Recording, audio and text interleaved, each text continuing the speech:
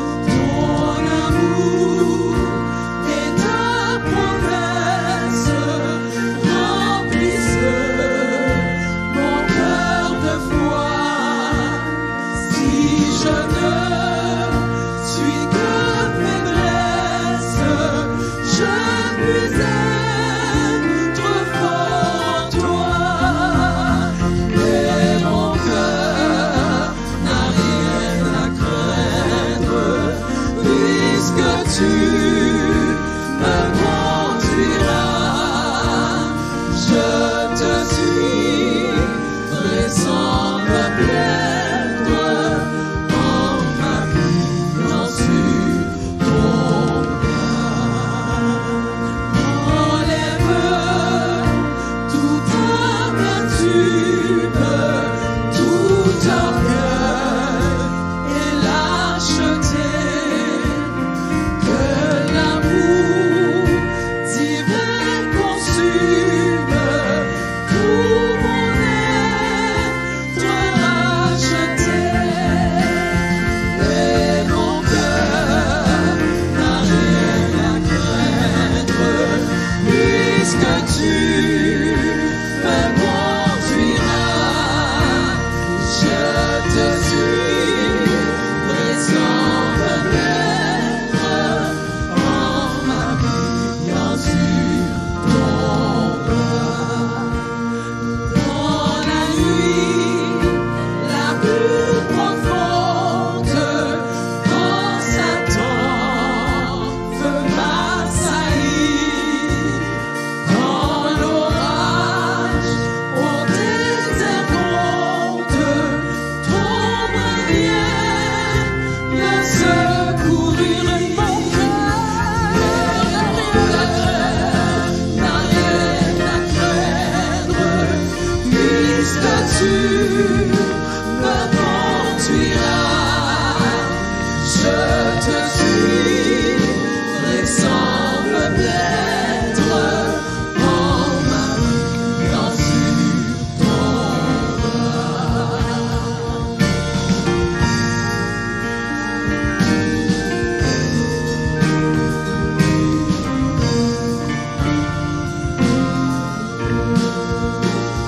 Revêtu de ta puissance, baptisé par ton esprit, j'annonce la délivrance à tout cœur brisé, contrit. Mon cœur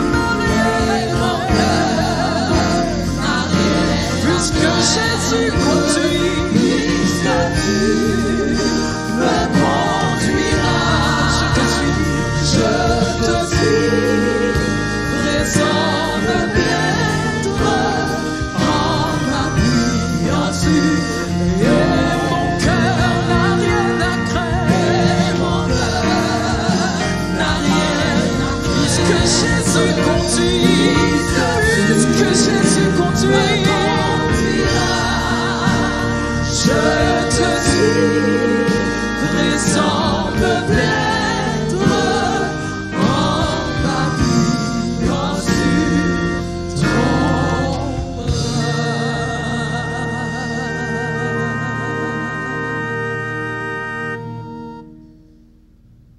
Waouh, que c'est bon de savoir qu'on aura une conférence de la famille à l'église du 9 au 15 novembre de 19h à 21h. Vraiment? Tu ne le savais pas? Quand tu parles de conférence de la famille, tu veux parler de quoi? Qui en sont les organisateurs? La conférence sera organisée par l'Association des femmes et le comité d'écoute. Le thème principal est « Face aux difficultés, pas de panique, la Bible est notre guide ». La référence se situe dans le psaume 119, verset 165. En plus, il y aura des sujets pour toutes les catégories d'âge et une journée sera spécialement dédiée pour les jeunes. Voici quelques sujets qui seront débattus. Pour les couples, comment gérer les irritances chez mon mari ou chez ma femme? Pour les familles monoparentales et divorcées, le défi des familles monoparentales. Pour les jeunes, le sujet est lorsque les écarts d'éducation nuisent à la communication. Oui, mais comment fera-t-on pour suivre la conférence étant donné qu'on est limité à 25 personnes à l'église? Les gens pourront suivre la conférence sur différentes plateformes, YouTube, Zoom, les liens vous seront communiqués bientôt et les lignes téléphoniques pour la prière du matin et le jeûne. Et comment doit-on faire pour poser des questions? Vous pouvez nous envoyer vos questions par WhatsApp au 514-512-8885 au nom Questions Conférence et par courriel à questions@philadelphie.org. Ce sera très intéressant. On a hâte de vous voir. Nous vous invitons à y participer avec nous aussi. Vous serez grandement bénis. À vous qui adorez avec nous dimanche après dimanche par le biais de l'Internet, tout le plaisir est pour nous d'étendre nos salutations jusqu'à vous. Si vous désirez adorer avec nous par vos dons, cela est maintenant possible. Rendez-vous sur le www.philadelphie.org/dons. Choisissez votre langue de préférence dans le coin inférieur droit. Puis, choisissez le montant de votre don. Au besoin, choisissez l'une ou l'autre des options du menu déroulant et cochez la case « Don mensuel » si vous désirez faire une contribution sur une base régulière. Vous avez ensuite le choix de faire votre don à partir d'un compte PayPal déjà existant ou faire un don avec une carte. Important, si vous êtes déjà membre de l'Église évangélique Philadelphie et que vous avez un numéro de dîme, inscrivez-le dans la case « Écrire un message ». Puis, remplissez le formulaire de vos informations personnelles afin de compléter le processus.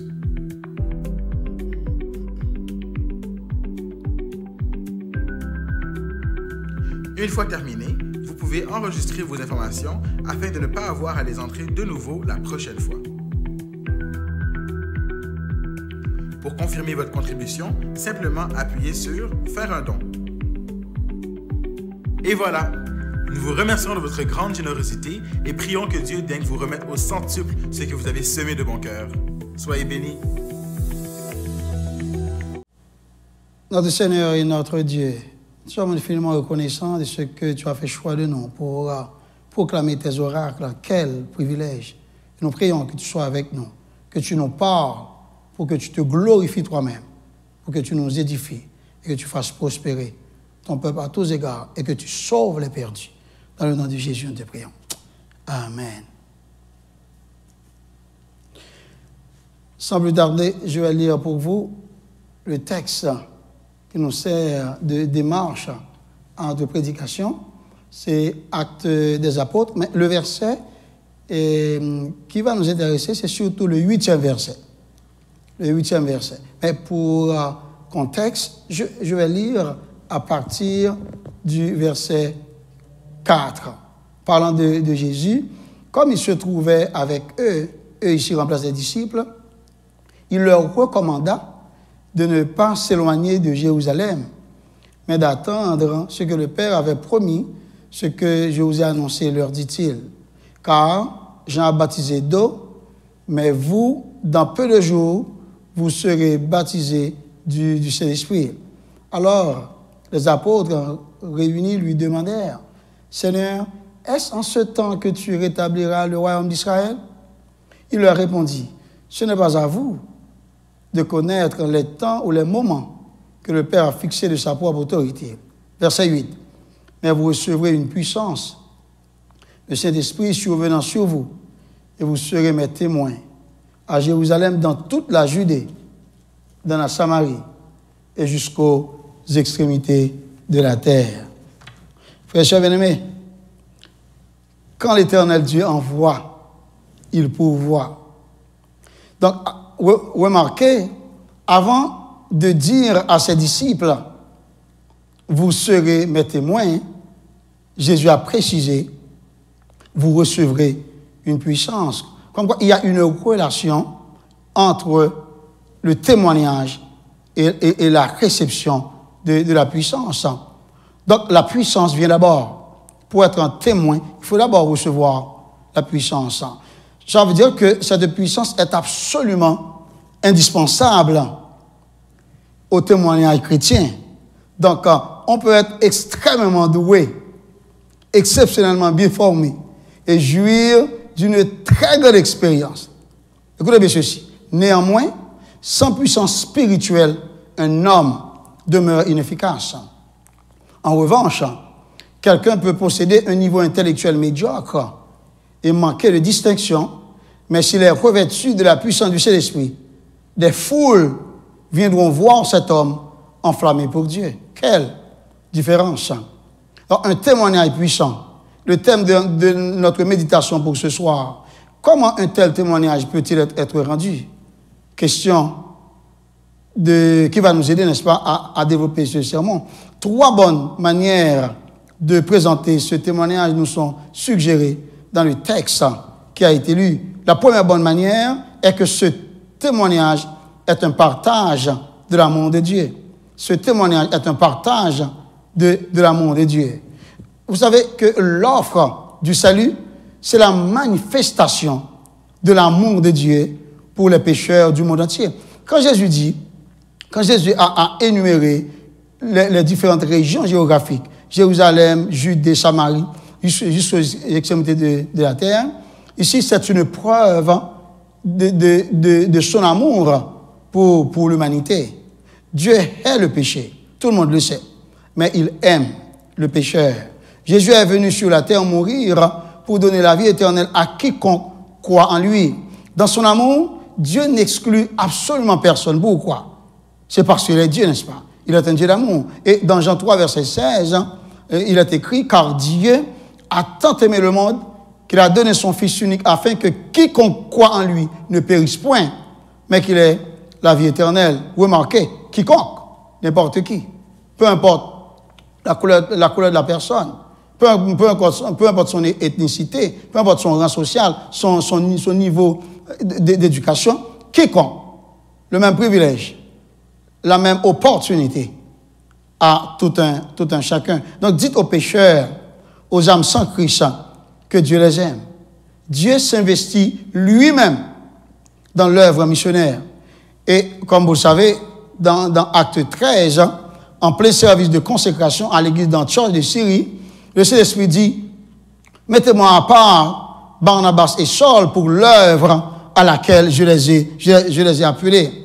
Donc, il y avait des prophètes, il y avait des docteurs, il y avait des évangélistes, il y avait de toutes sortes d'ouvriers au sein de l'église.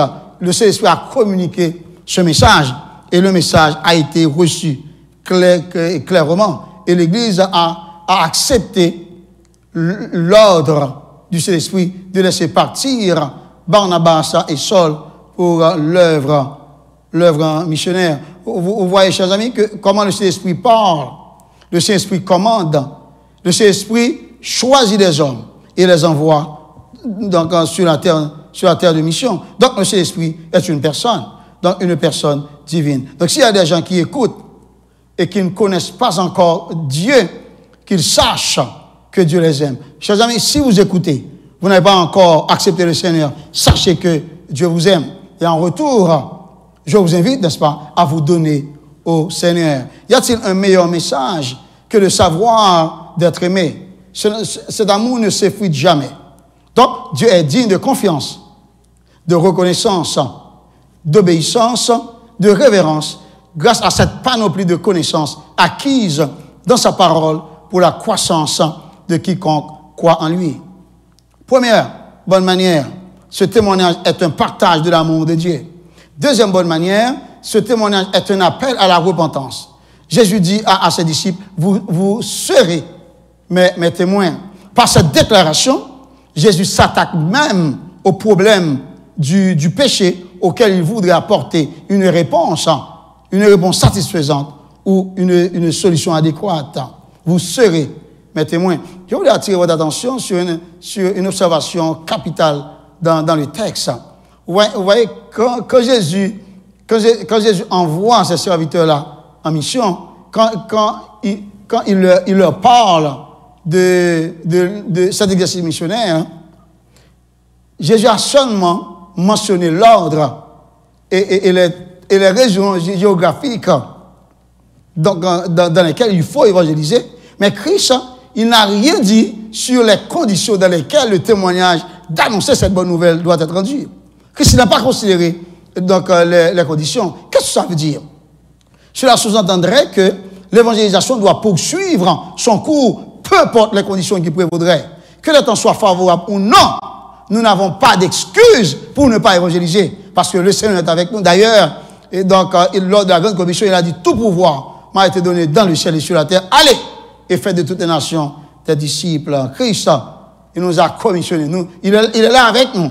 Peu importe la nuisance, Christ et surmontera l'obstacle avec nous. Frères et sœurs bien-aimés, nous pouvons alors communiquer le message d'espérance, le message de repentance, le message du salut, le message de transformation au loin comme au près. Seulement, nous devons choisir la bonne méthode et cela au bon moment. Car vous savez que nous ne pouvons pas évangéliser tout le monde de la même manière. À l'aréopage, Paul a utilisé une approche philosophique pour atteindre les cœurs, mais dans d'autres circonstances, c'est une approche sociologique, etc. Donc ça veut dire que Dieu est là avec nous et il va nous aider, n'est-ce pas, à bien faire, pour bien évangéliser les perdus. Ayant mis fin à la curiosité des apôtres concernant la date de la venue du royaume, le Seigneur Jésus dirigea leur attention vers ce qui était d'intérêt plus immédiat. Vous savez que les disciples, donc, ils avaient un grand intérêt. Ils voulaient savoir quand Jésus viendra établir son royaume. C'est ce qui intéressait les disciples. Mais cette idée n'intéressait pas le Seigneur. Jésus lui-même, donc, il voulait que les disciples accomplissent ce qui était immédiat. Donc, je vais reprendre ça. C'est très important. C'est très important. Donc, ayant mis fin à la curiosité des apôtres concernant la date de la venue du royaume, le Seigneur Jésus dirigea leur attention vers ce qui était d'intérêt plus immédiat, la nature et l'étendue de leur mission. Quant à la nature, ils devraient être témoins. Témoins. Nous sommes témoins et nous le resterons. Quant à l'étendue, ils devraient témoigner à Jérusalem, dans toute la Judée, dans la Samarie et jusqu'aux extrémités de la terre. L'étendue peut être modifiée, mais la nature reste ce qu'elle est. Waouh! C'est bien, chers amis, de chercher des réponses aux événements eschatologiques, mais sans nous attarder à développer la passion pour les âmes perdues. Ce que nous devons faire, vous et moi, nous devons témoigner de Jésus, de son offre du salut, chez nous, si besoin est, près de nous, dans notre voisinage, autour de nous, loin de nous en voyage, et à chaque occasion, favorable ou non. Jésus avait dit qu'il avait d'autres brebis qui ne sont pas encore dans sa bergerie. Il a dit, il faut qu'il les y ramène. Est-ce que vous voyez? Donc, c'est comme nous autres, nous servons le Seigneur. Mais Christ a encore des perdus qu'il va chercher pour venir se joindre à nous. Donc, Christ veut y parvenir, et cela en nous utilisant comme instrument à son service. Donc, annonçons ce message de repentance aux pécheurs. Sinon, comment croiront-ils en celui dont ils n'ont pas entendu parler? Et comment en entendront-ils parler s'il n'y a personne qui prêche? Avez-vous reçu la puissance du Saint-Esprit en vous? Pour l'avoir, il faut croire. Il faut croire en Dieu, Éphésiens 1, verset 13. Avez-vous communiqué ce message dans vos fréquentations? C'est important, n'est-ce pas, de ne pas l'oublier. Ça vaut la peine car c'est salutaire. C'est une attitude d'obéissance. Et c'est aussi une marque de révérence à l'égard de Dieu. Soyons témoins de la sainte vie de Christ. Soyons témoins de ses œuvres. Soyons témoins de sa vérité. Et soyons témoins tout particulièrement de sa résurrection. Première bonne manière, ce témoignage est un partage de l'amour de Dieu. Deuxième bonne manière, ce témoignage est un appel à la repentance. Et troisième bonne manière, pour conclure, ce témoignage est un message d'assurance. 5 grands éléments traduisent l'assurance dont il est question ici. Le premier élément, c'est la grâce de Dieu. Le message est que la source de l'évangile est la grâce de Dieu. Ne l'oubliez pas. La source de l'évangile est la grâce de Dieu. Deuxième facteur, c'est le Saint-Esprit. Le message, c'est que la puissance de l'évangile est le Saint-Esprit. Troisième facteur, la croix de Christ. Le message est que le fondement de l'évangile est la croix de Christ. Quatrième facteur, Christ, la vie éternelle.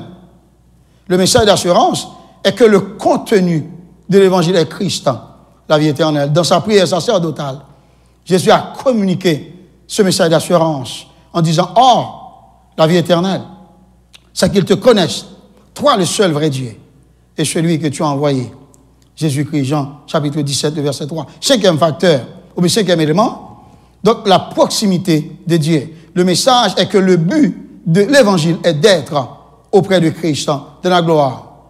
La source de l'évangile est la grâce de Dieu.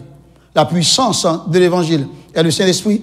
Le fondement de l'évangile est la croix de Christ. Le contenu de l'évangile est Christ, la vie éternelle. Le but de l'évangile est d'être auprès de Christ, de la gloire. Dieu ne fait exception de personne, chers amis. Il offre la même opportunité à tous et à toutes. La destinée éternelle dépendra de notre réponse au message du salut. Un témoignage puissant, thème qui vous a été présenté de 3 bonnes manières. Première bonne manière, ce témoignage est le partage de l'amour de Dieu. Deuxième bonne manière, ce témoignage est un appel à la repentance. Et troisième bonne manière, ce témoignage est un message d'assurance. Vous qui êtes à l'écoute, soyez sages et répondez positivement à l'offre gratuite du salut. Si vous êtes sage et si vous êtes docile, si vous avez de la bonne volonté, vous mangerez les meilleures productions du pays. Que le Seigneur vous fasse la grâce.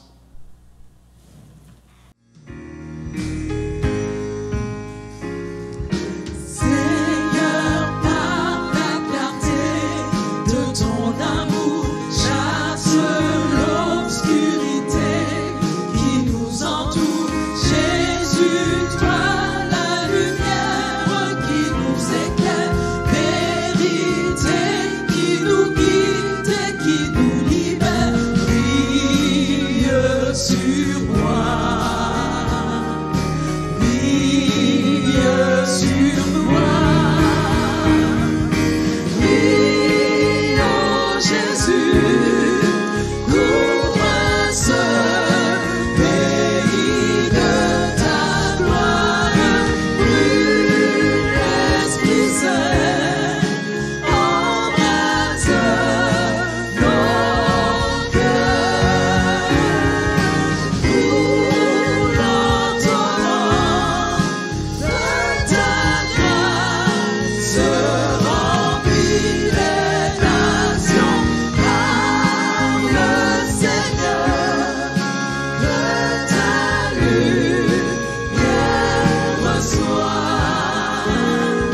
Seigneur, tu me conduis dans ta présence, de la nuit dans l'éclat de ta puissance.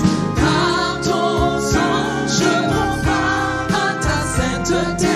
Sonde-moi, mes ténèbres, consume-les, brille sur moi, brille sur moi, brille en Jésus, ouvre ce pays de ta gloire, brûle l'Esprit Saint,